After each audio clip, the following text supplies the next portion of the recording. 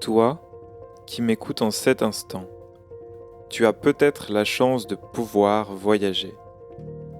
Peut-être as-tu aussi la possibilité de t'envoler à l'autre bout du monde si tel est ton désir. Peut-être fais-tu partie des 11% de la population mondiale à prendre l'avion. Peut-être que tu peux te déplacer librement en Italie, en Suède, en Grèce, car tu as un passeport européen. Peut-être que tu ne te sens pas trop en insécurité ici et là, parce que tu es un homme cis. Peut-être que ton genre, tes origines, la couleur de ta peau, tes compétences linguistiques facilitent aussi ton voyage au quotidien. Peut-être que, comme moi, toi aussi, tu as tous ces privilèges. Tu as ce luxe que d'autres n'ont pas. Plus encore, lorsque tu pars en voyage, celui-ci est généralement désiré et consenti, non pas contraint et subi. À tout moment, tu as une porte de sortie. Je ne souhaite pas te faire culpabiliser, ni t'encourager à arrêter de voyager. Ce serait fort dommage, tant le voyage est en mesure de te nourrir au contact d'autres réalités. Je souhaite simplement t'inviter à percevoir la chance que tu as et peut-être te faire réfléchir au sens que tu souhaites donner au voyage que tu réalises et à la posture que tu choisis d'adopter.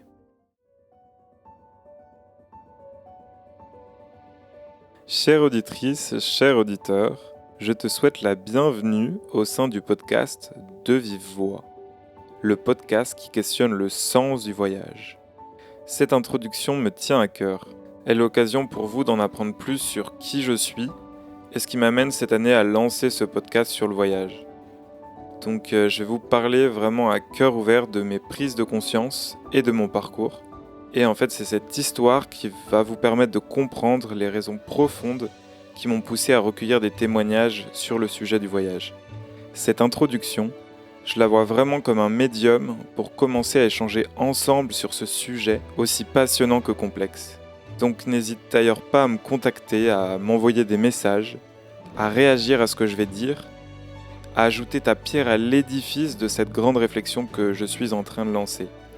Tu peux le faire sur Instagram, sur la page devivevoix.lepodcast, sur le site Vodio qui héberge ces podcasts, mais aussi par mail à l'adresse devivevoix.podcast@gmail.com. Avant de me lancer, je t'invite à t'installer confortablement, à te servir une petite tasse de thé ou de tisane que tu pourras siroter tranquillement en écoutant ma douce voix. Prends ce temps aussi pour toi. Tu te demandes sans doute qui je suis et pourquoi j'ai tenu ce discours d'entrée un peu engagé et impliquant. Laisse-moi t'expliquer. Laisse-moi te parler de moi.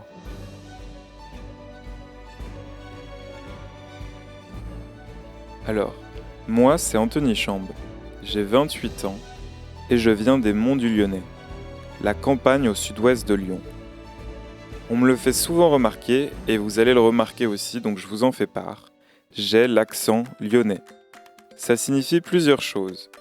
La première, c'est que j'ai tendance à mettre des Y un peu partout dans les phrases et donc à dire par exemple « prends-y »,« fais-y ». Et la deuxième chose, c'est que j'ai beaucoup de mal à prononcer le « e » de « jeune » par exemple. Donc à la place, ne soyez pas étonnés de m'entendre dire « jeune »,« chef-d'œuvre », preuve, orgueil et aussi ta gueule. Je sais que c'est pas très beau, mais bon, va falloir vous y habituer. Je vous promets que ça aura aucun impact sur la qualité des témoignages que vous allez découvrir. Qu'est-ce qui m'amène aujourd'hui à parler de voyage ? En fait, au début, j'ai eu l'occasion de voyager en Europe à plusieurs reprises. En 2017, je me posais à ce moment-là pas beaucoup de questions. J'étais en Erasmus en Suède, au nord de la Suède, et je décide avec quelques amis de partir pour un mini road trip en Norvège de moins d'une semaine. Et en fait, quelques jours avant le départ, on boucle le tout, vol interne de 600 km pour rejoindre Stockholm, et ensuite un autre vol en direction de Bergen dans le pays voisin. Et c'est pas trop cher, c'est rapide, donc à ce moment-là, c'est parfait quoi. Et ensuite, on va louer une voiture pour faire le tour des fjords. Et à ce moment-là, à aucun moment, je m'étais posé la question de l'impact environnemental que ce voyage de quelques jours pouvait représenter. En 2019, alors que je termine mes études dans un master qui m'a ouvert aux questions écologiques et qui a aussi provoqué de nombreuses prises de conscience, je me questionne sur l'après. Maintenant que je suis libre comme l'air, je peux partir voyager en fait et vivre l'expérience d'une vie. Et je pense notamment à réaliser un PVT, le fameux permis vacances-travail, en Nouvelle-Zélande, dans le pays le plus éloigné géographiquement de la France. Et en fait, c'est vrai que ça me tente beaucoup. Ça fait rêver, surtout moi qui suis fan de randonnée. Et en fait, j'y renonce. Je fais le choix d'y renoncer finalement, sous le poids écrasant que représente l'impact carbone d'un tel voyage en avion sur ma conscience. Un aller-retour, c'est égal à 1 an de vie quotidienne en France en termes d'émissions de gaz à effet de serre. Donc c'est juste colossal. Et donc à la place, je me lance dans la recherche d'un volontariat, en France ou à l'étranger. Et avec toujours en fait cette envie de connaître une expérience qui me transforme. Et les volontariats à l'étranger, je regarde un peu, ils sont peu nombreux. Et les offres de service civique en France, j'ai l'impression qu'elles se ressemblent un peu toutes. Et elles m'inspirent pas trop en vrai. Au bout d'un moment, je finis par tomber sur les offres de l'association lyonnaise On the Green Road. Et je suis choqué parce que le match, il est juste parfait. C'est une association qui mixe voyage, écologie et médias citoyens. Et je pouvais juste pas mieux tomber parce que l'asso, elle allait répondre exactement aux questions que je me posais sur l'impact que représente le voyage, mais aussi sur comment il est possible de voyager autrement, de continuer à voyager, mais d'avoir un impact positif et non pas néfaste sur l'environnement notamment. Et donc je rejoins l'équipe en octobre 2019. Et vous allez me dire, qu'est-ce que c'est qu'On the Green Road ? En fait, cette association, elle a été créée à l'occasion d'un tour du monde à vélo réalisé en 2012-2013 par 2 cousins, Siméon et Alexandre. Et ce projet sportif, c'est aussi un projet de voyage engagé. Ils partent à la rencontre des engagements écologiques. Et ce long périple, qui est riche en rencontres, il donne lieu à la réalisation d'un documentaire autoproduit qui a été diffusé des centaines de fois, à la fois en France, mais aussi en Europe et en Amérique latine. Et ce docu, justement, il s'appelle On the Green Road. Et à la suite du voyage et du partage du documentaire auprès de différents publics, il y a d'autres voyageurs et d'autres voyageuses qui ont commencé à contacter Siméon pour avoir des conseils sur comment je peux réaliser un film en voyage, sur comment je peux partir voyager à vélo. Et en fait, c'est le début du développement des activités de l'association et du début de l'accompagnement par l'asso d'autres projets de voyage engagés. Et aussi la diffusion de ces projets devant différents publics sur la métropole de Lyon. Et notamment lors de son fameux festival du voyage engagé. Pendant 4 ans, en tant que volontaire en service civique puis salarié, je fais mes armes en tant que responsable du pôle accompagnement. Donc en fait, j'ai accompagné des dizaines de projets de voyage engagés. J'ai rencontré plein de personnes hyper inspirantes qui avaient fait le choix du slow travel et qui avaient véritablement le désir de partager ces expériences et aussi les solutions qu'ils ont rencontrées sur le sujet qu'ils exploraient auprès d'une grande diversité de publics pour avoir un impact positif sur la société. Pendant ces 4 années, j'ai aussi co-réalisé la programmation du Festival du voyage engagé pour justement diffuser tous ces projets que j'accompagnais. Ça donnait lieu à une diversité de formats, il y avait des documentaires, il y avait des conférences, des expositions photos, des podcasts, des ateliers. Et c'est cet engagement dans l'association qui m'a vraiment permis de comprendre les enjeux liés au voyage, son impact, les dérives actuelles, et aussi de m'apercevoir qu'il existe d'autres façons de voyager, moins carbonées, plus respectueuses du vivant. Et ça m'a permis justement de militer aux côtés d'On the Green Road pour une nouvelle philosophie du voyage, celle du voyage à impact positif. Et plus récemment, en fait, j'ai aussi complété toutes ces compréhensions avec des prises de conscience sur la justice sociale. Et en parallèle de cette expérience professionnelle, j'ai vécu plusieurs expériences de voyage ces dernières années qui m'ont pas mal marqué. Ça a vraiment été l'occasion pour moi aussi de tester comment voyager différemment J'ai notamment voyagé en train à 2 reprises grâce à Interrail. Donc ce pass Interrail qui permet de découvrir l'Europe en train très facilement. Donc je suis allé dans un certain nombre de pays européens. J'ai aussi expérimenté le stop, notamment en France, mais aussi à la frontière entre l'Autriche et la Slovénie, et puis pour descendre la Croatie. Et surtout, en fait, les expériences qui m'ont le plus marqué ces dernières années, c'est que je suis parti marcher 3 étés de suite sur les chemins de Compostelle. En tout, ça représente 67 jours de marche, et ça m'a permis d'atteindre Saint-Jacques-de-Compostelle, puis Fisterra et Muxia, qui sont des villages côtiers à l'océan, à partir du Puy-en-Velay. Et j'avais aussi également marché quelques jours sur la Via Francigena en Toscane, en Italie. Et en fait, ces expériences de marche au long cours, elles m'ont profondément marqué. Je pense qu'elles ont transformé la personne que je suis aujourd'hui. Elles m'ont fait comprendre plein de choses. Je peux pas revenir en détail sur ces expériences-là maintenant, mais c'est vraiment des expériences que je recommande à tout le monde de vivre parce que c'est des expériences initiatiques qui sont à la fois riches en rencontres, mais qui vont aussi transformer intérieurement la personne qu'on est, quoi. Et pour ça, c'est juste fabuleux. Et donc, en fait, ces expériences-là, à la fois de voyage, mais aussi ces expériences professionnelles, m'ont permis d'avoir plein de prises de conscience sur les enjeux liés au voyage, je vous en parlais. Et je pense que c'est le moment aussi de vous présenter un peu plus en détail quelles ont été certaines de ces prises de conscience. Et en fait, celles-ci, elles vont me permettre de mieux comprendre les intentions de mon podcast.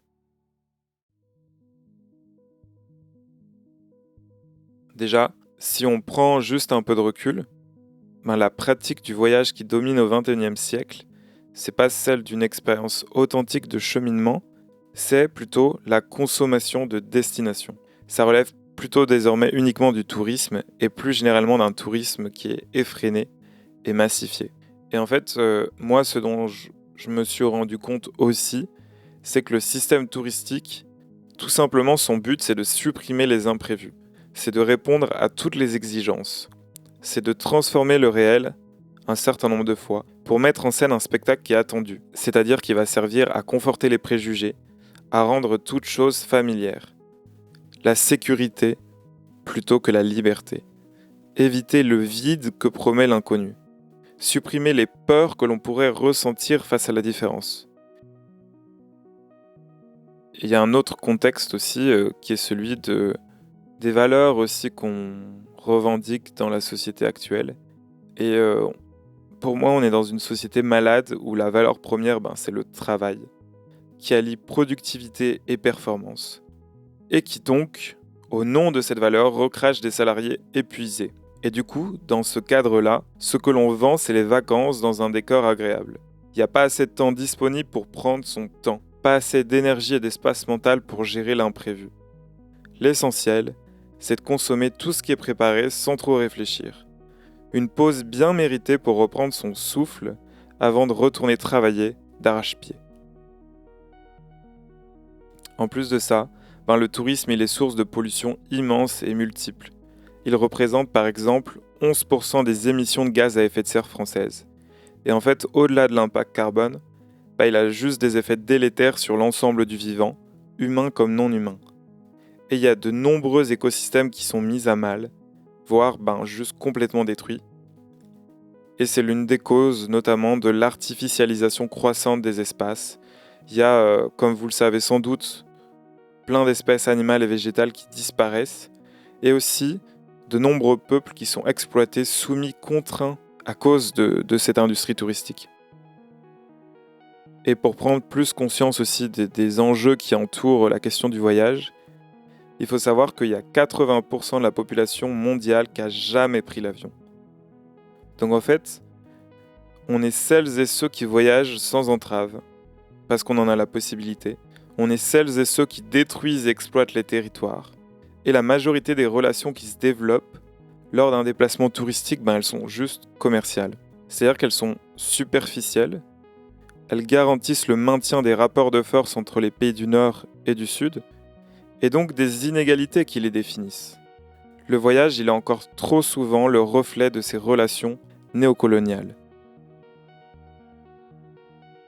Le monde d'aujourd'hui, il est marqué par de complexes crises sociales et environnementales. Et celles-ci sont alimentées concrètement par l'impact généré par nos modes de voyage. Et donc à ce moment-là, quand on prend conscience de tous ces enjeux, il me paraît primordial de repenser le voyage et de changer en profondeur les imaginaires qui l'entourent. Donc là, je vous ai exposé quelques enjeux, j'ai pas voulu aller dans les détails de cet état des lieux, démontrer chacun de mes arguments. Justement, les épisodes de podcast seront un moyen de le faire.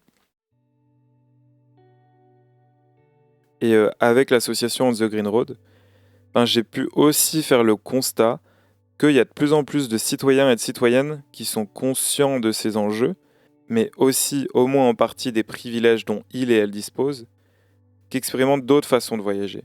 Et en fait, en souhaitant se confronter au réel et à l'inconnu, ces personnes, elles consentent à être transformées par l'expérience vécue, à la fois par les imprévus, par les rencontres, par la différence, par les doutes et par les joies.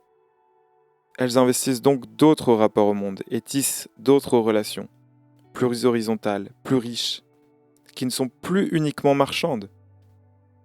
Et moi, je pense que le partage de ces récits, ça a un pouvoir considérable. Changer en profondeur les imaginaires, puis les pratiques, et redonner du sens à nos vies, et rendre nos sociétés plus justes. Au final, quand on y pense, voyager, c'est interagir avec ce qui nous entoure en permanence.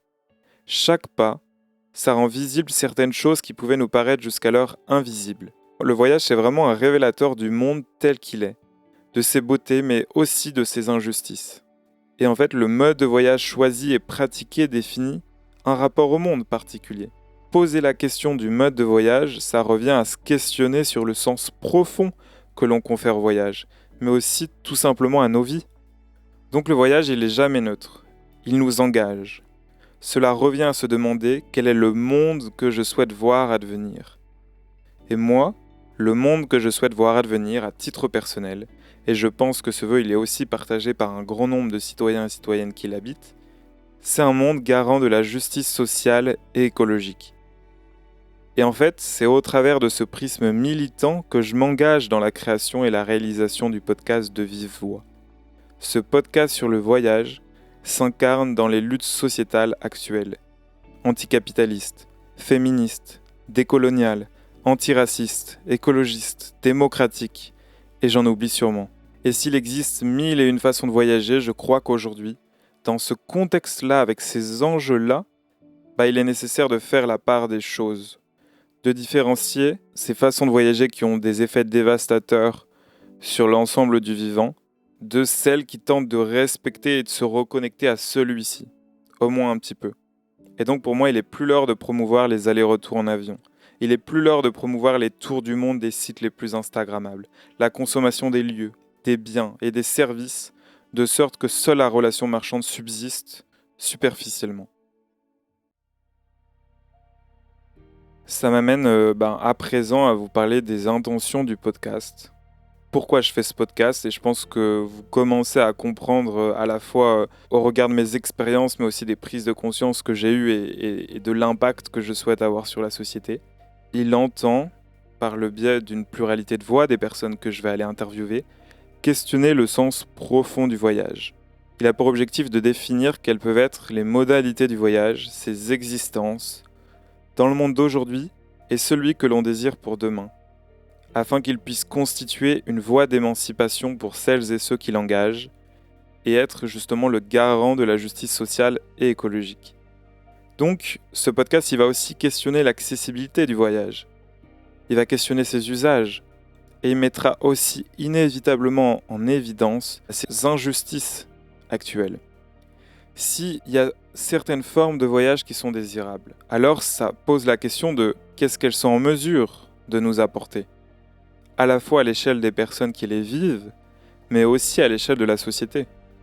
En fait, il part de l'hypothèse que le voyage, s'il est vécu de manière authentique, avec lenteur, justesse, tolérance, horizontalité, il peut avoir de nombreuses vertus.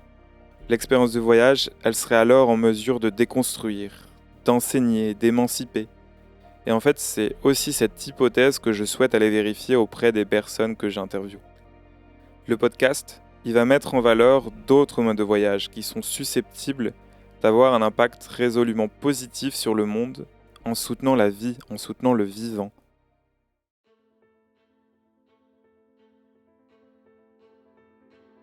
Et donc, pour tout ça, en fait, j'ai choisi de donner la parole toutes les 2 semaines à un ou plusieurs citoyens ou citoyennes parmi 3 publics ciblés. Le premier public, c'est celui des personnes qui ont expérimenté d'autres manières de voyager pour qu'elles témoignent de leurs expériences et des émancipations qui ont été obtenues. Donc, en soi, j'en ai bien conscience, des personnes qui ont le privilège du temps long, avec une bouée de sauvetage économique.